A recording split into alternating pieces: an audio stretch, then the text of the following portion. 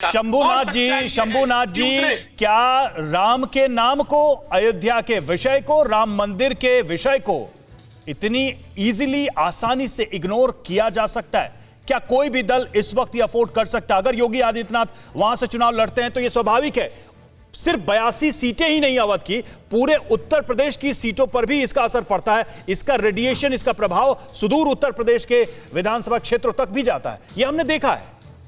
देखिए, कुछ संयोग भी योगी आदित्यनाथ के पक्ष में हो गए कि राम मंदिर के बारे में फैसला तब आया जब योगी आदित्यनाथ उत्तर प्रदेश के मुख्यमंत्री थे, और उसके बाद मुख्यमंत्री बनने के बाद ही वो कई बार अयोध्या गए।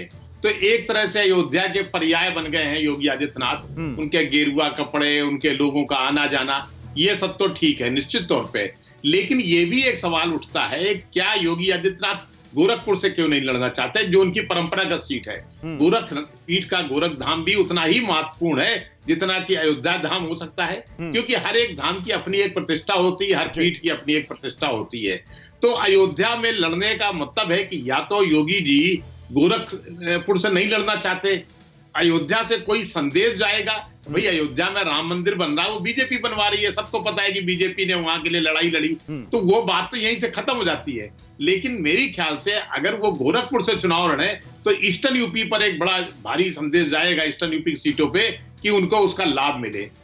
ये जो अयोध्या से चुनाव लड़ने का लाभ अधिक से अधिक तो अवध क्षेत्र में मिल सकता है, इससे आगे बहुत संभावना नहीं दिखाई। जो बात आप कह रहे हैं उसी में एक सवाल जोड़ते हुए जेपी शुक्ला जी से मैं ये सवाल करता हूं। जेपी शुक्ला जी, जो कह रहे हैं शंभुनाथ जी कि पूर्वांचल पे अगर रहता प्रभाव तो शायद वो ज्यादा, क्या बीजेपी एक ऐसे फॉर्मूले के तहत काम करना चाहती है कि जो अवध क्षेत्र है वहां हम राम का विषय उठाएं, राम मंदिर का विषय उठाएं, जिसके लिए लंबा संघर्ष चला, और विकास का मॉडल पूरा का पूरा पूर्वांचल में रहे?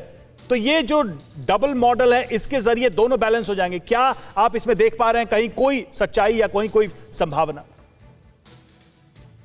हाँ, बिल्कुल। ये बात यह है कि भारतीय जनता पार्टी जो इस चुनाव पिछले सालों से, कई सालों से जहां पर राजनीति आ गई है, या अभी भी चुनाव के ठीक पहले जहां पर राजनीति पहुंच रही है, वो फिर एक प्रकार से पोलराइजेशन की तरफ सब कुछ जा रहा है।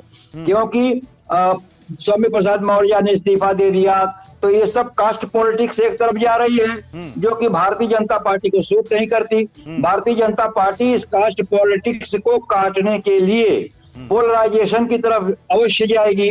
और अगर योगी आदित्यनाथ अयोध्या से चुनाव लड़ते हैं तो ज्यादा इसको धार मिलेगी।